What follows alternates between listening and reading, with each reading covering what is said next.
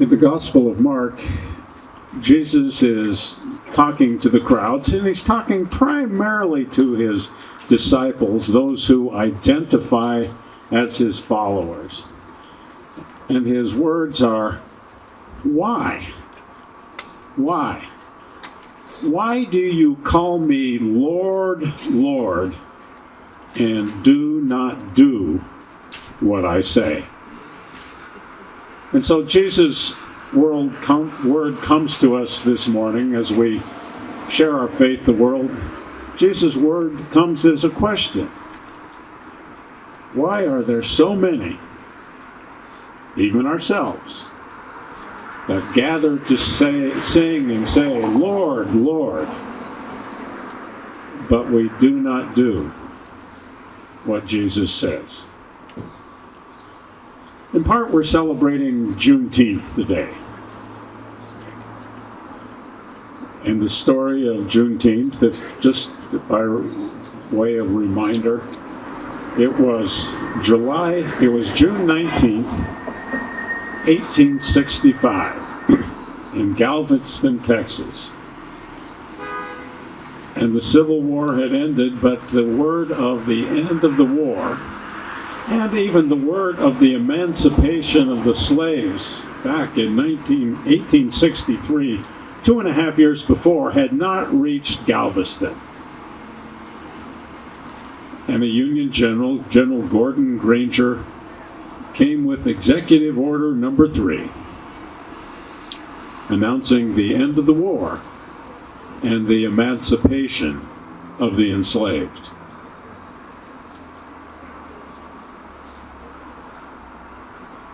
I don't know what Galveston, Texas was like in 1865, June, but likely it was a fairly grim place. Fairness, justice, and joy did not abound. There was great pain, great injustice. Violence was done on a regular basis by human beings to other human beings. The very system of government was violent. And yet, on that June day, June 19, 1865, a word came.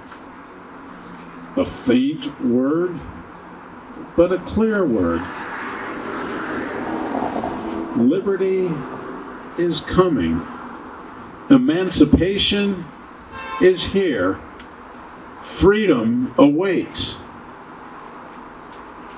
Now, that's not a word that was readily celebrated by all, and many powerful quickly began planning how they could thwart that word, defeat that word, push back that word, deny that word, keep that word hidden. In many ways, as we gather on this church steps this June 22nd, 2025, we still live in a pre-Juneteenth world.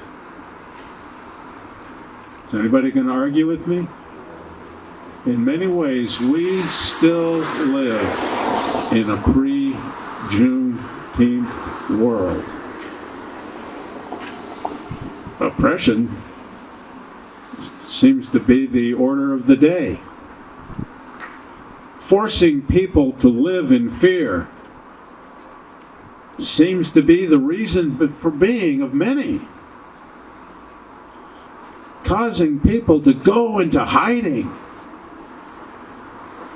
It's widespread. We live in a pre-Juneteenth world. And yet, the word comes. Freedom, justice, relief. How are we going to make those words real?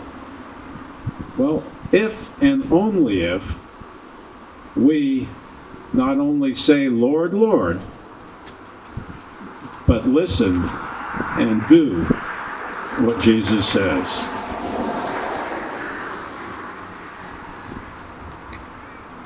What did Jesus teach us to do?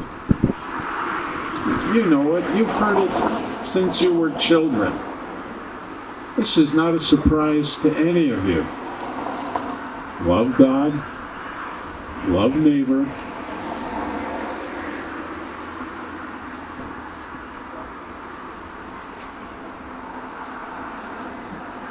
In the midst of World War II,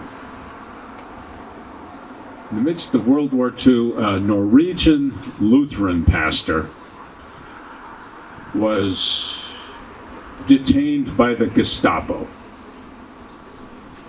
invited to come in for an interview. Talk about fear-inducing.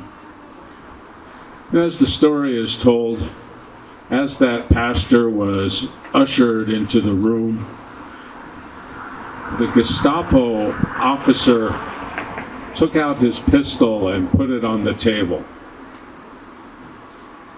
And the Lutheran pastor picked up his Bible and put it on the table. And the Gestapo officer said, "What are you doing?"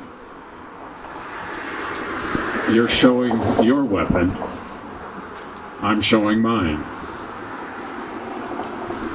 And what Jesus invites us to do is not to give in to the weapons of the world, the guns and the bombs and the oppressive laws and all the ways of being that enslave people, break people, condemn people. What Jesus invites us to do is to choose a different weapon. That our weapons are not bombs and guns and swords and drones. Our weapons are words of love. Our weapons are gentle prayers. Our weapons are hopeful songs. Songs that we don't just keep inside the church, songs that we bring into the world. I'm not always comfortable with the words of battle, but we live in hard times when there's a fight going on. And that fight really is, what weapons do we ultimately trust? Do we trust the bombs and the guns, and we're going to throw you in jail if you don't look like us rules? Or our weapons, prayers and songs and hopes? Why do you say, "Lord, Lord," and not do what I say? So we stand, we sit, and we sing, proclaiming to ourselves, to each other, and to the world that we live by a different set of values, a different set of rules. If we're in a fight, we fight in a different way. We don't bring our guns and put them on the table. We bring our Bibles, if you will, our prayers, our songs, and hope. And those are the tools. Those are the weapons that we use to call a new world into being. Let's keep singing. Let's keep singing that new world into being in the name of the one who loves us first, who loves us long, and loves us well. Amen? Amen. Let's pray.